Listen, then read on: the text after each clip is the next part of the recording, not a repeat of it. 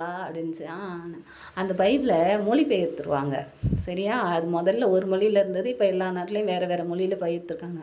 அப்பா இவ்வளோ அறிவாளின்றாங்க, இத போய் பைத்தியம்னு எல்லாரும் சொல்றாங்களே அப்படின்னு நெனச்சேன்.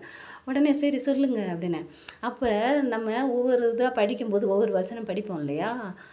அப்ப படிக்கும்போது சில வார்த்தை வாய்க்குள்ள நுழையாது பாருங்களேன். நம்ம ஒவ்வொரு பேர் வரும். அந்த இதுலலாம் நம்ம வேற புக்கு படிக்கிற மாரிலாம் இருக்காதுப்பா.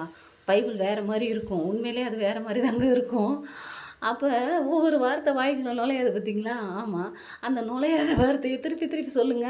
அப்போ உளரும் பார்த்தீங்களா? ஆமா. அதுதாங்க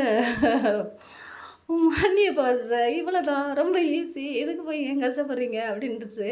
அட பைத்தியமே! நீ பைத்தியமா? இல்ல நான் பைத்தியமா? இல்ல உண்மையிலே இது அந்நிய பாஷையா? அப்படின்னு சொல்லி யோசிச்சேங்க. சரி போகுது விடு. நம்ம எப்படியாவது இருப்போன்ட்டு 1 வருஷம் போச்சு, 2 வருஷம் போச்சு, 3 வருஷம் போச்சு. கிட்டத்தட்ட 4, 5 வருஷம் போயிருச்சுங்க. அப்பவும் வரவே இல்லங்க அந்நிய பாஷை. அப்புறமா தான் தோணுச்சு. சரி அந்த வாரம் நமக்கு இல்ல போலுக்கு அப்படின்னு சொல்லிட்டு, நான் என்ன செஞ்சேன் தெரியுமாங்க? கடவுள் தானே படைச்சாரு.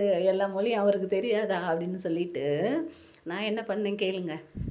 கொஞ்சி கொஞ்சி தமிழில் கெஞ்சி கெஞ்சி பாடினேன் உடனே வா தேவா.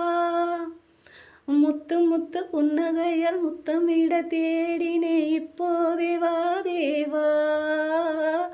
கொஞ்சி கொஞ்சி தமிழில் கெஞ்சி கெஞ்சி பாடினேன் உடனே வா தேவா.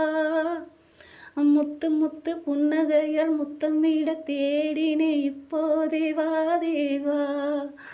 நீ இப்போதே வா தேவா. புயல் காத்தில் ஆடும் அந்த தீபம் போல நான் தினந்தோறும் வாழ்ந்து வந்தேன். பெரிய கப்பலை வழிநடத்தும் கலங்கரை விளக்காக என்னை நீ மாத்தினீரே. ஒதுக்கப்பட்ட நான் உயர பறக்கிறேன், உன் கிருபை கிடைத்ததையா. ஒதுக்கப்பட்ட நான் உயர பறக்கிறேன், உன் கிருபை கிடைத்ததையா.